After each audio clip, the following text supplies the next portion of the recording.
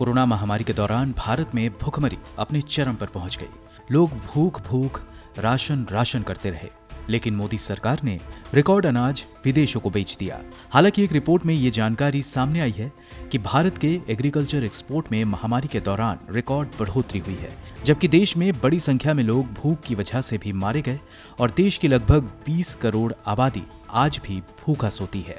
ये ठीक वैसा ही है जैसा 1943 में विंस्टन चर्चिल ब्रिटिश हुकूमत के वॉर टाइम लीडर ने किया था, जिसकी वजह से अकेले पश्चिम बंगाल में 30 लाख लोग मारे गए थे।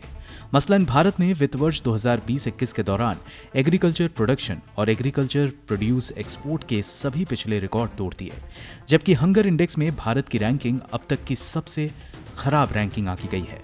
चावल, गेहूं और मक्का जैसे अनाज के निर्यात में 57.7% की भारी बढ़ोतरी देखी गई है। बाकी की हंगर इंडेक्स में भारत 107 देशों की रैंकिंग में 94 से फिसलकर 116 देशों की रैंकिंग में 101वें स्थान पर आ गई है, जो पिछले साल के मुकाबले 2 अंक कम है।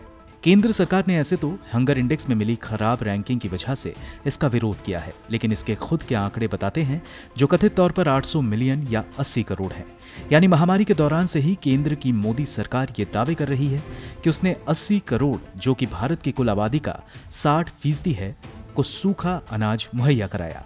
यही नहीं, प्रधानमंत्री नरेंद्र मोदी ने खुद भी अपने भाषणों में कई बार इसका जिक्र किया है और नवंबर महीने तक बकौल प्रधानमंत्री 80 करोड़ देश के जरूरतमंदों को अनाज मुहैया कराया जाना है। अगर आंकड़े देखें तो पता चलता है कि देश के कुल निर्यात में 28% की बढ़ोतरी हुई है, जबकि अनाज के निर्यात या एक्सपोर्ट में ऐतिहासिक बढ़ोतरी दर्ज की गई। Agricultural and processed food products export यानी कि APEDA की एक नई रिपोर्ट के मुताबिक भारत का वित्त वर्ष 2020 के दौरान कुल एक्सपोर्ट में एग्रीकल्चर एक्सपोर्ट या कृषि निर्यात 49% रहा है।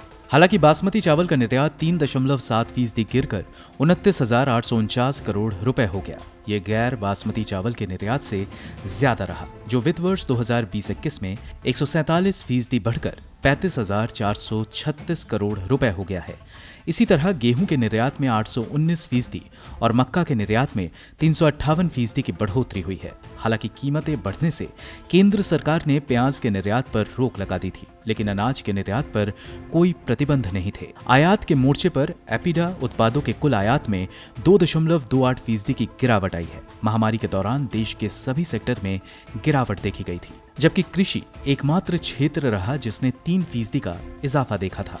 गौरतलब है कि 20वीं शताब्दी के मध्य यानी कि 1943 में विंस्टन चर्चिल की नीतियों की वजह से अनाज के कुल पैदावार का लगभग पूरा हिस्सा विदेशों में भेज दिया गया था। 2019 में जियोफिजिकल रिसर्च लेटर्स नामक एक पत्रिका में प्रकाशित एक रिसर्च रिपोर्ट में बताया गया था कि 1943 में बंगाल अकाल में जिन 3 मिलियन या 30 लाख लोगों की मौत हुई, वो सिर्फ सूखे की वजह से नहीं, बल्कि ब्रिटिश हुकूमत के वॉर टाइम लीडर कहे जाने वाले विंस्टन चर्चिल की नीतियों की वजह से हुई थी, और मौजूदा सरकार की नीतियां इससे कम भी नहीं लगती।